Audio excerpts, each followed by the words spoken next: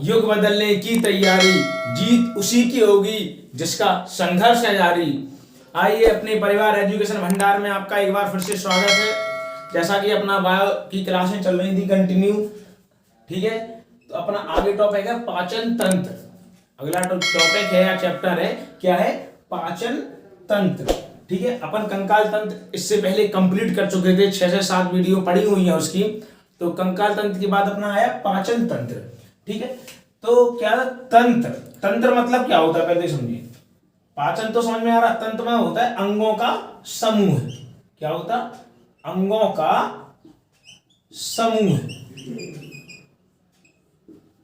पाचन तंत्र मतलब अंगों का समूह। पाचन कोई एक अंग में तो होता नहीं है, ऐसे अंग जहां मतलब पाचन होता है वो, और उन्हें उनका एक समूह हो, उसे क्या बोलेंगे? पाचन तंत्र। ठीक है, पाचन तंत्र है क्या? नॉर्मली या साधारण बोले पाचन तंत्र क्या है, तो पाचन क्या है कि जो अपन भोजन करते हैं तो भोजन का टूटना, भोजन का टूटना पाचन है। नॉर्मल अगर साधारण लैंग्वेज में देखें तो भोजन का टूटना पाचन है।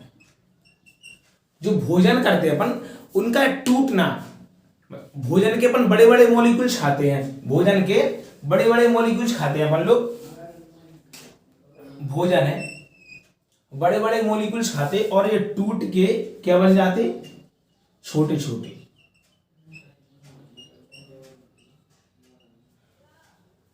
भोजन के बड़े बड़े मॉलिक्यूल्स अपन लेते हैं और ये क्या बन जाते हैं? ये तो ऊर्जा देता नहीं है, ऊर्जा कहां से मिलेगी? यहां से। तो ये छोटे मॉलिक्यूल्स बन जाते हैं। ये क्या है? पाचन। क्या है ये? पाचन। लेकिन ये टूटते कैसे हैं? ये कोई ना कोई उत्प्रेरक चाहिए इनके लिए। ये उत्प्रेरक इन्हें बोलते हैं एंजाइम। क्या बोलते हैं इन्हें? जिन्हें बोलते हैं एंजाइम। ठीक है, तो क्या भोजन के लिए बड़े बड़े मॉलिक्यूल्स खाते हैं अपन, तो उन बड़े बड़े मॉलिक्यूल्स को छोटे छोटे मॉलिक्यूल्स में बदलना क्या किसके सहायता से बदलेंगे अपन? उत्प्रेरक या मतलब एंजाइम की सहायता से।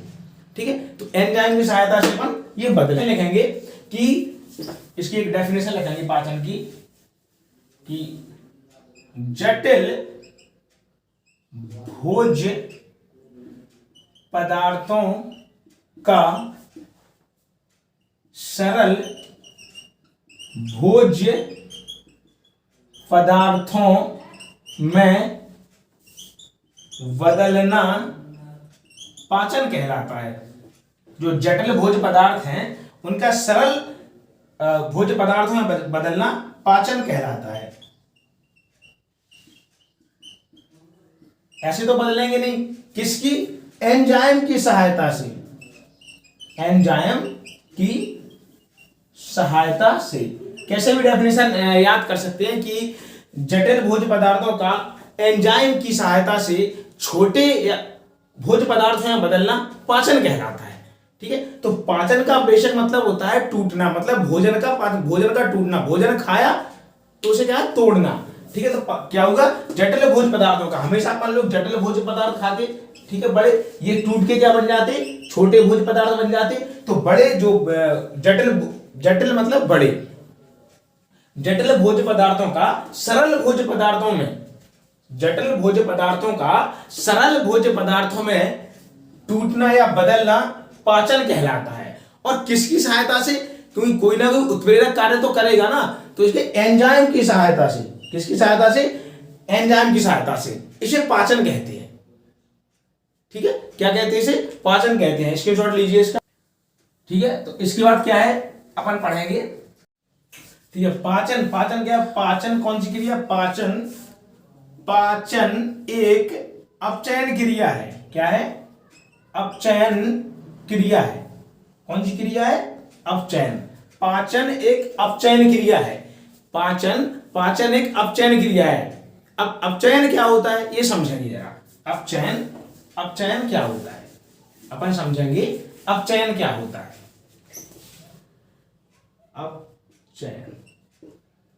अपचयन क्या है? अपचयन भोज्य पदार्थों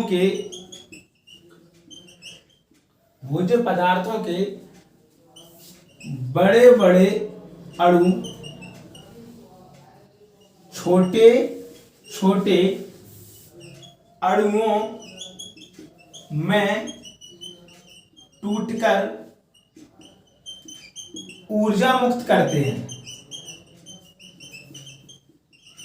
ऊर्जा मुक्त करते हैं। यह प्रक्रिया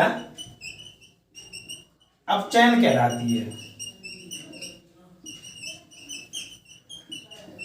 यह प्रक्रिया अपचयन कहलाती है। भोज्य पदार्थों के बड़े बड़े अणु, जो बड़े बड़े अणु हैं वो किसमें टूटेंगे? छोटे छोटे अणुओं में टूटकर। जो बड़े बड़े अणु हैं वो छोटे छोटे अणुओं में टूटकर ऊर्जा मुक्त करते हैं, ऊर्जा प्रदान करते हैं। यह प्रक्रिया क्या है? यह प्रक्रिया अपचयन प्रक्रिया कहलाती है। क्या कहलाती है? यह प्रक्रिया अपचयन प्रक्रिया कहलाती है। ठीक है, इसके आगे देखिए, पहले क्या पढ़ा अपन ने? पाचन। पाचन मतलब क्या है? तंत्र। मतलब तंत्र क्या होता है? अंगों का समूह तंत्र होता है। ठीक है, पाचन, भोजन का टूटना पाचन कहलाता है।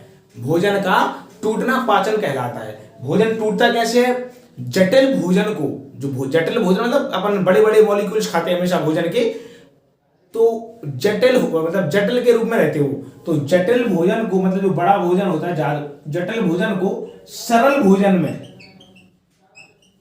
तोड़ना, सरल भोजन में तोड़ना पाचन कहलाता है। लेकिन सरल भोजन में तोड़ना किसके? उत्प्रेरक की सहायता से।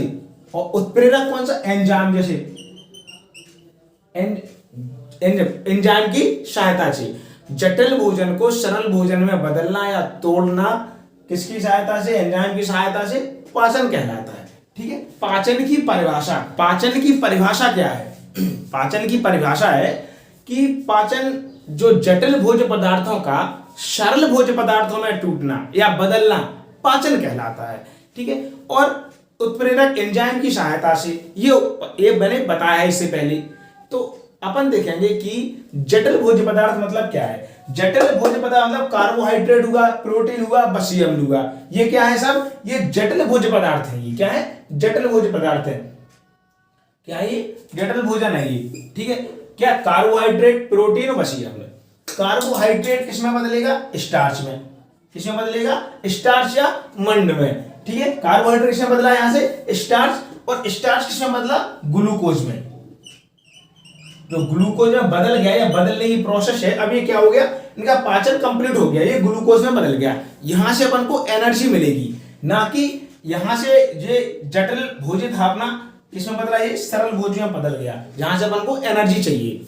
ठीक है, प्रोटीन, प्रोटीन क्या है? प्रोटीन किसमें बदलेगा? अमीनो अम्ल में। एमिनो एसिड होता जो प्रोटीन है, किसमें बदलेगा? एमिनो एसिड में बदलना। इसका क्या हो गया?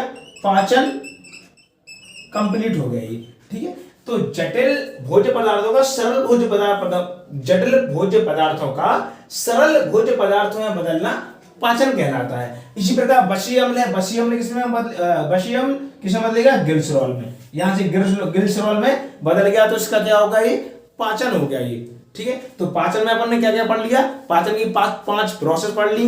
पाचन क्या होता है? किसकी सहायता से पाचन होता है? पाचन कौन सी प्रक्रिया है? ये सब पढ़ लिया अपन ने। और रियल में जो पाचन की परिभाषा है वो पढ़ ली कि जटिल भोजन को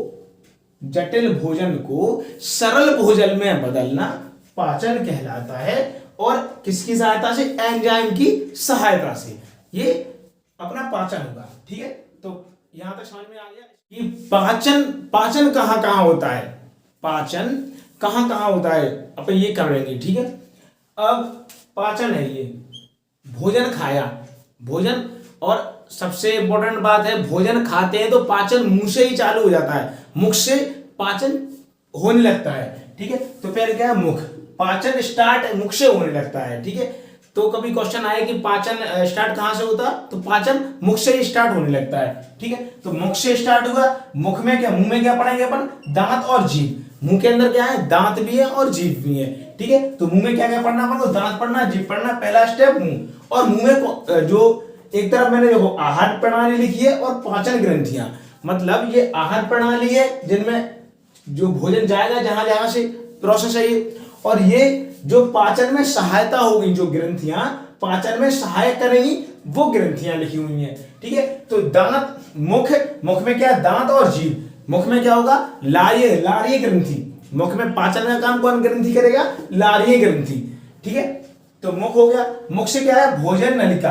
भोजन नलिका ये फूड पाइप, मतलब जो मुंह से भोजन करते, मुंह में भोजन रखा तो भोजन नलिका के जरिए ये पेट में पहुंचेगा।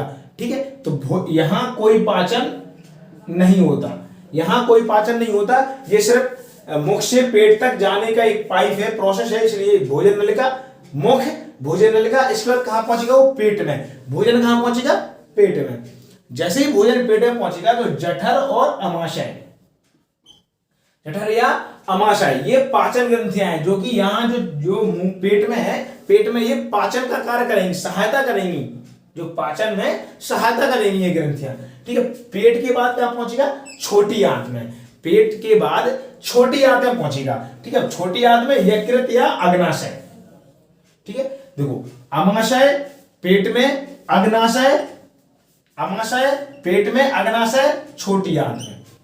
याद रहेगा, अमाशय पेट में और अग्नाशय छोटी आंत में। ठीक है, इस छोटी आंत के बाद क्या आएगा, बड़ी आंत। बड़ी आंत में क्या है, जो बचेगा अपशिष्ट वो कहां पहुंच जाएगा, बड़ी आंत में। ठीक है, तो यहां से भोजन ग्रहण किया, भोजन नलिका से भोजन पेट में आया, पेट से छोटी आंत में आया, छोटी आंत में यकृत तो अग्नाशय, और पेट में क्या है, अमाशय। इसके बाद बड़ी आंत, जो बचा हुआ अपशिष्ट भोजन था वो कहां पहुंच गया, अपशिष्ट बड़ी आंत में, और फिर एनस के द्वारा अपन उसे उत्सर्जन मतलब बाहर निकाल देते हैं। ठीक है, तो कौन कौन सी प्रोसेस हुई, मुख, भोजन नलिका, पेट, छोटी आंत, बड़ी आंत और एनस या उत्सर्जन। ठीक है, तो मुख से क्या करेंगे अपन, मुख में क्या है, लारी ग्रंथि, भोजन नलिका, यहां पाचन नहीं होगा। पेट में क्या है, जठर और अमाशय। इसके बाद होगा छोटी आंत, छोटी आंत में क्या है, यकृत और अग्नाशय। ठीक है, पेट में अमाशय और छोटी आंत में अग्नाशय, इसका विशेष ध्यान रखें। बड़ी आंत जो अपशिष्ट बचेगा वो बड़ी आंत में, और एनस के द्वारा अपन उत्सर्जन कर देंगे या बाहर निकाल देंगे। ठीक है, और जो आहार नाल होती, जो आहार नाल कुछ इस प्रकार की बनी होती है। ये टोटल इसकी जो लेंथ होती है जो 9 मीटर या 33 फुट होती है उसकी लंबाई।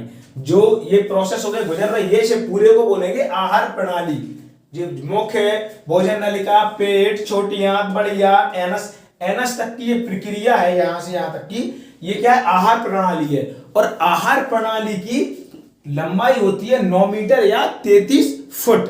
ठीक है, इसकी ये लंबाई होती है। तो पाचन में अपन ने क्या क्या पढ़ लिया, पाचन पढ़ लिया, भोजन का टूटना पाचन होता है, और बड़े बड़े भोजन का छोटे छोटे भोजन में, जो जटिल भोजन होता उसका सरल भोजन में कन्वर्ट पाचन कहलाता है। किसकी सहायता से, एंजाइम की सहायता से। बिना उत्प्रेरक के पाचन नहीं होगा। ठीक है, और ये जो पाचन में ग्रंथियां शामिल थी वो हैं। ठीक है, और इसके बाद अपन को क्या पढ़ना, सबसे पहले मुख आया अपना। ठीक है, मुख में भोजन का पाचन मुख से चालू हो जाता है, तो सबसे पहले अपन मुख ही पढ़ेंगे। आज की क्लास यहीं समाप्त होती है। जय हिंद।